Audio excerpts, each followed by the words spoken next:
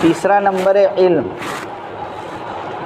علم کا مقصد یہ ہے ہمارے اندر تحقیقات کا جذبہ پیدا ہو جائے۔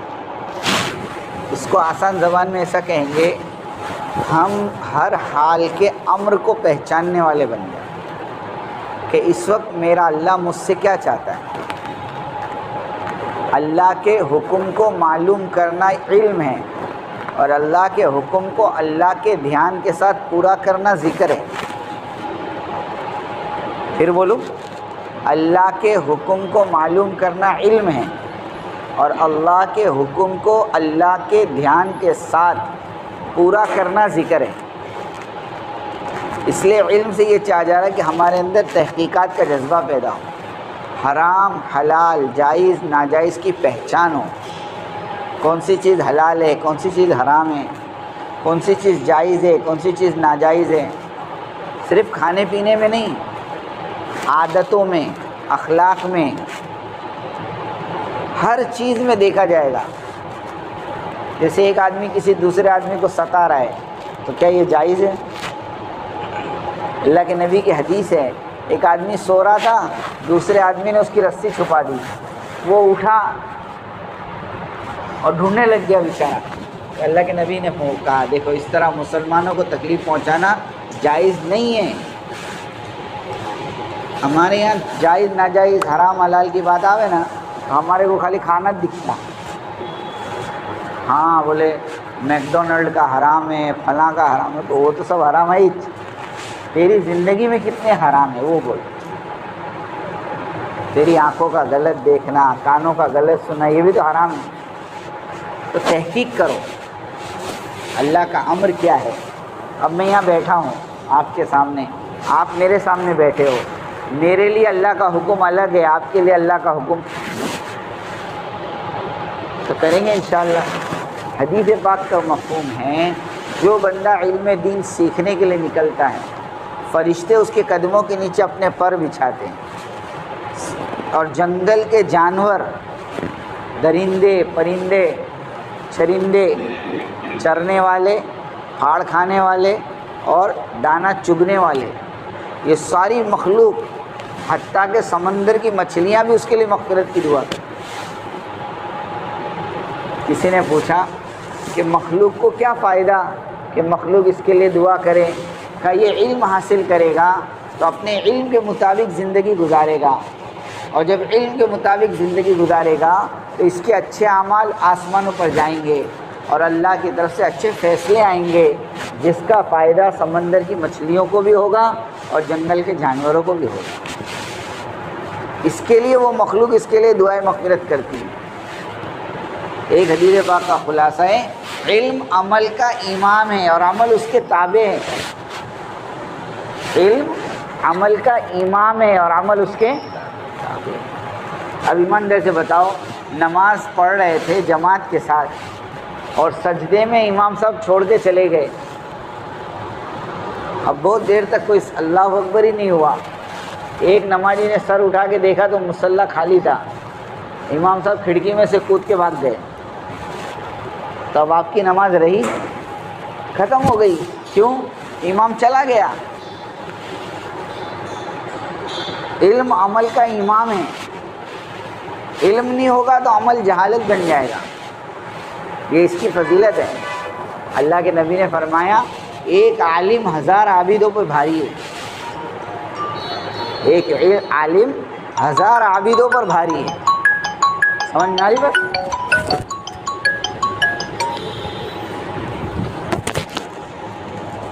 اس کے لیے اس کو خوب دھیان سے سنو، خوب دھیان سے سنو،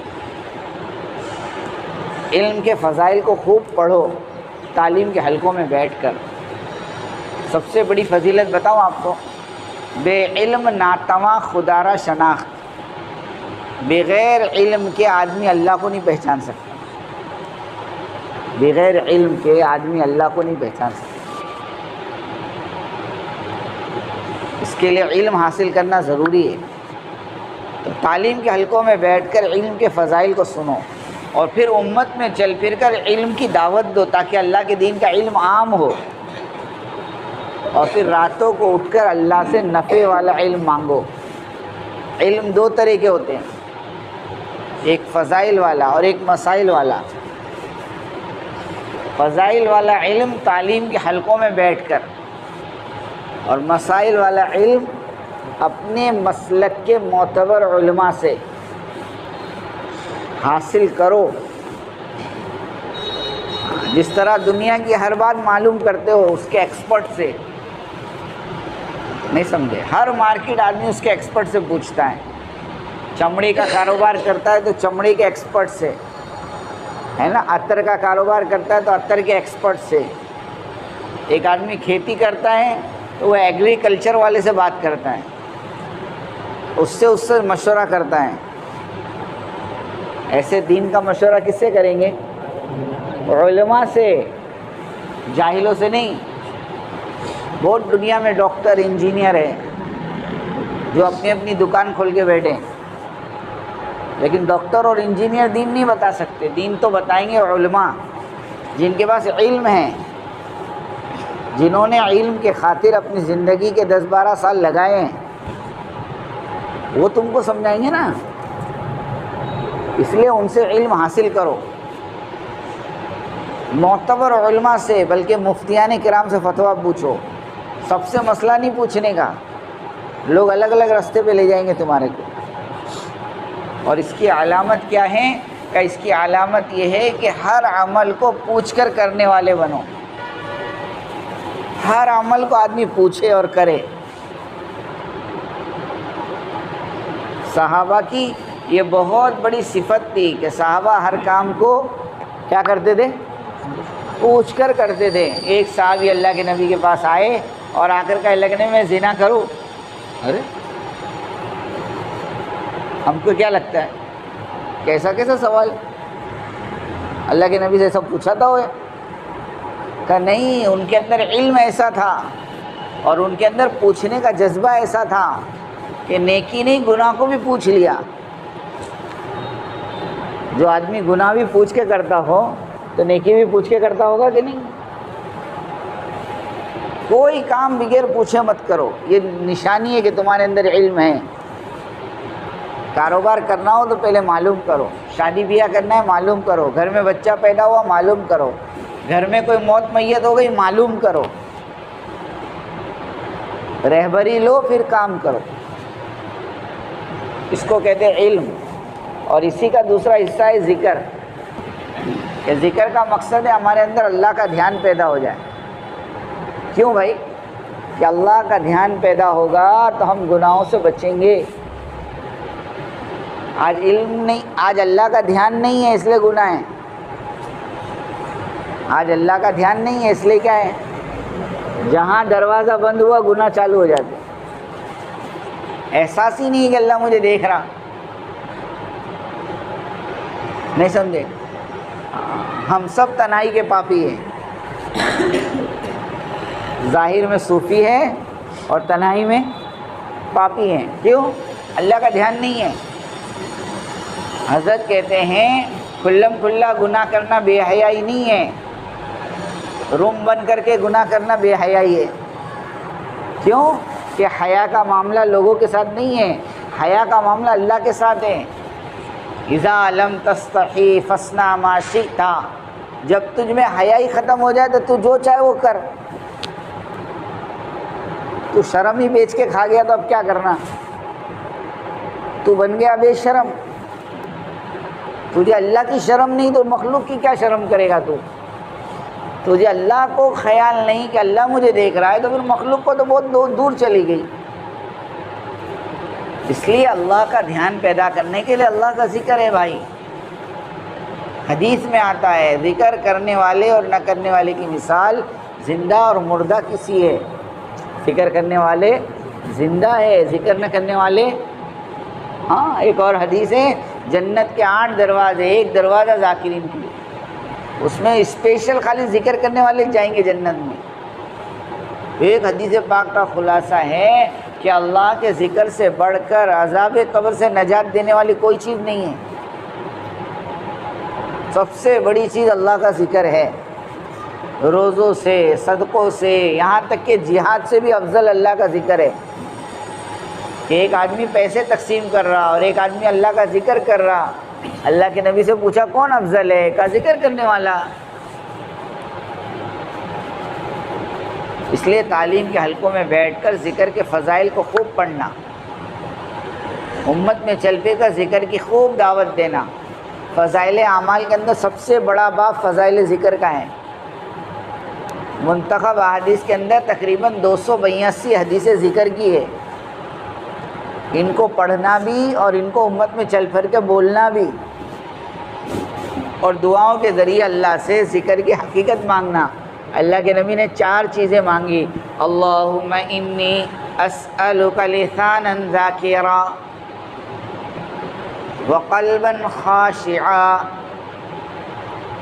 کہ اللہ تو ذکر کرنے والی زبان دے اور شکر کرنے والا دل دے اور مشقت برداشت کرنے والا بدن دے اور نیک کاموں میں مدد کرنے والی بیوی دے. اللہ کے نبی نے فرمایا یہ 4 سب سے بڑی نعمت ہے. جس کو ذکر کرنے والی زبان مل گئی، شکر کرنے والا دل مل گیا اور مشقت اٹھانے والا بدن مل گیا اور نیک کاموں میں مدد کرنے والی بیوی مل گئی، اس کو دنیا کی ساری نعمتیں مل گئی. اللہ سے مانگو. اور اس کی عملی مشق کیا کرو گے؟ صبح شام 3 تسبیحات ہر حال میں پورا کرنا. جماعت میں نکل کر تسبیح پورا کرنے کا ٹائم کون سا ہے معلوم؟ فجر کی نماز سے پہلے اپنی تسبیح پوری کرنے کی، صبح کی، فجر کی اذان اور نماز کے بیچ میں، نماز کے بعد نہیں. جماعت میں نکل کے، گھر میں تو فجر کے بعد، لیکن جماعت میں ہو تو فجر سے پہلے فجر کی تسبیح اور عصر کے بعد کی تسبیح رات کو سونے سے پہلے اپنے بستر پہ بیٹھ کے پوری کرنا، پھر سونا. روزانہ کلام پاک پڑھنے کی عادت ڈالو. 1 پارہ پڑھو گے 12 ختم ہوں گے سال کے، اور آدھا پارہ پڑھو گے تو 6 ختم ہوں گے، اور روز کے اگر 5 رکوع پڑھو گے تو بھی سال کے 3 ختم ہوں گے. احب الاعمال الی اللہ ادومها وان قل، اللہ کے نزدیک محبوب عمل وہ ہے جو تھوڑا ہو مگر دائمی ہو، ہمیشہ کے لیے ہو.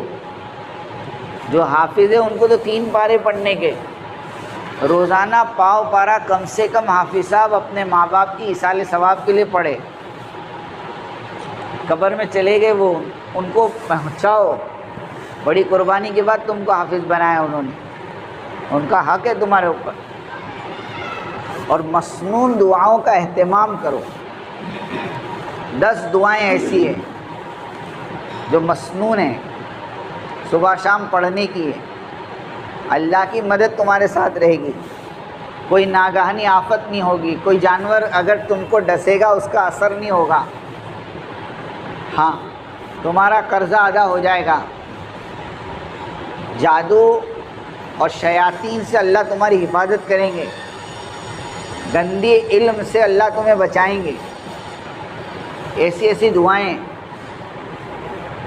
کہ ایک دعا ہے کسی بیمار کو دیکھ کر پڑھ لو، الحمدللہ الذی عافانی مما ابتلاک بہ وفضلنی علی کثیر ممن خلق تفضیلا، تو اللہ کے نبی فرماتے وہ بیماری تم کو موت تک نہیں لگے گی. لو ایسی ایسی دعائیں،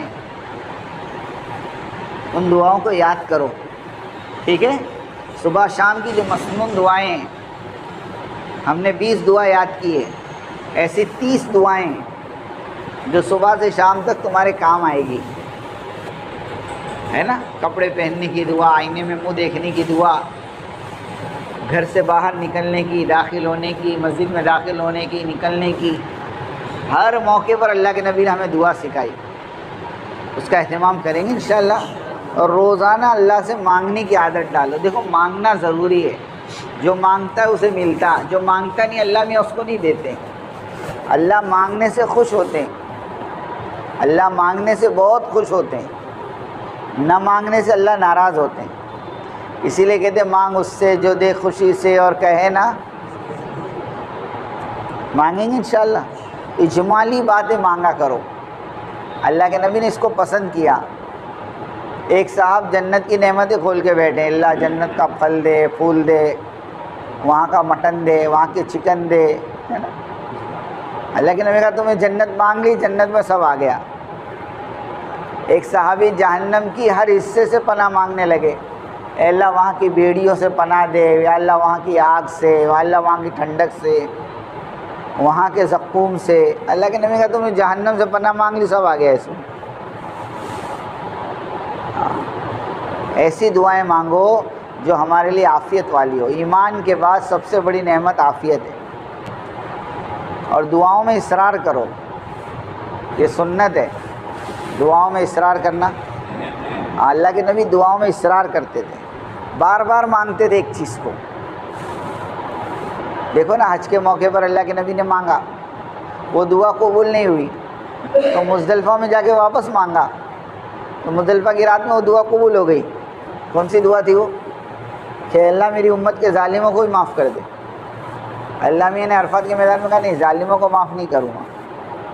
تو اللہ کے نبی چپ نہیں ہوئے کہ چلو اب اللہ کے نبی نے، اللہ نے بول دیا اب میں کیا کروں.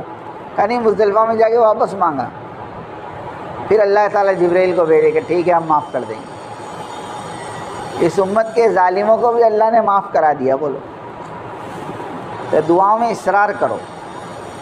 اور اللہ کا ذکر میری تمہاری زندگی میں آ گیا، اس کی نشانی کیا ہے؟ اس کی نشانی یہ ہے کہ چھوٹے سے چھوٹا عمل سنت کے مطابق کرو اور چھوٹے سے چھوٹے گناہ سے بچو. ہر عمل سنت کے مطابق. میں مسجد میں داخل ہو رہا ہوں، مسجد سے نکل رہا ہوں، بیت الخلاء میں جا رہا ہوں، بیت الخلاء سے نکل رہا ہوں، ہے نا، گھر میں داخل ہو رہا ہوں، نکل رہا ہوں، دوستوں کے پاس بیٹھ رہا ہوں.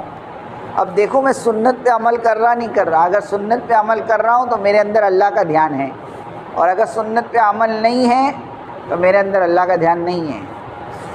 خالی تسبیح پڑھ رہا ہوں، کچھ فائدہ نہیں ہے. الٹے پیر سے مسجد میں آ رہے، بغیر دعا پڑھے بیت الخلاء میں جا رہے، بغیر دعا پڑھے کھانا چالو کر دے رہے، تو غفلت ہے. پھر دھیان کہاں ہے؟ تو علامت یہ ہے چھوٹے سے چھوٹا عمل سنت کے مطابق ہو اور چھوٹے سے چھوٹے گناہ سے کیا ہو، ہم بچیں. موبائل چلاتے چلاتے کچھ سامنے آ گیا، فوراً اس کو ہٹا دیں.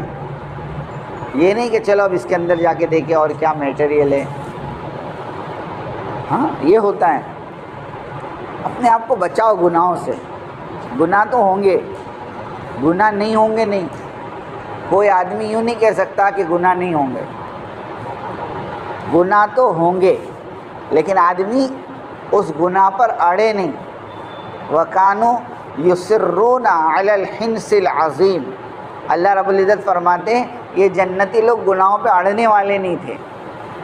گناہ ہو جاتا تھا فوراً معافی مانگ لیتے تھے. گناہ ہو جاوے فوراً معافی مانگ لو، گناہ ہو جائے فوراً توبہ کر لو. اللہ کو بہت پسند ہے.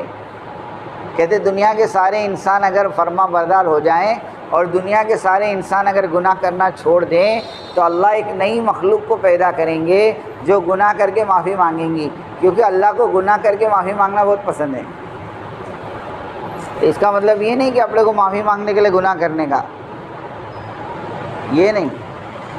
ہم بشر ہیں، شرکانہ فطری چیزیں، گناہ ہو جائیں گے کبھی کبھی، لیکن گناہ ہو جاویں فوراً احساس ہو میرے سے غلطی ہو گئی، آدمی اس کو قبول کر لیں اور اس سے معافی مانگ لیں. ٹھیک ہے نا. چھوٹے سے چھوٹا عمل سنت کے مطابق کرو، چھوٹے سے چھوٹے گناہ سے بچو. اپنی نگاہوں کو فوراً بند کر دو. کسی علاقے سے گزر رہے، وہاں میوزک بج رہی، کانوں میں انگلی ڈال دو، کانوں میں روئی لگا دو. یہ نہیں کہ اٹھ کے باہر جاؤ دیکھو کیا ہے نا. پرسوں رات کو بجاتے بجاتے آئے تو ہمارے ساتھی یہاں سے باہر گئے دیکھنے، ماشاءاللہ کون ناچ رہا ہے، کتنی عورتیں ناچ رہی، کتنے مرد ناچ رہے ہیں نا. حساب کتاب کر کے آئے تھے نا بھائی کہ نہیں؟ میں تو سو رہا تھا، ہے نا، میں سو رہا تھا بولتا. دیکھو سمجھ میں آئی بات. ہاں تو گناہوں سے اپنے آپ کو بچانے کا. ٹھیک ہے انشاءاللہ کریں گے. اللہ پاک عمل کی توفیق عطا فرمائے.